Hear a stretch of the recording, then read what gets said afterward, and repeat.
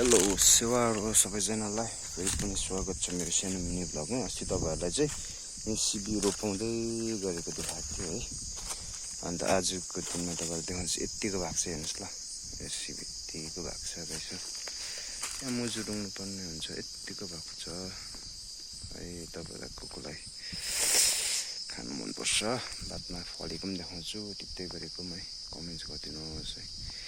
मेरो सानो mini blog गरेको सबैले लाइक सेयर सब्सक्राइब है, अनि कमेन्ट्स गर्नु नभुलिदिनुहोस् होला। तपाईँहरूको धेरै सपोर्ट माया चाहिएको छ है। त्यही भएर यतिको भएको छ मेरो सिबी।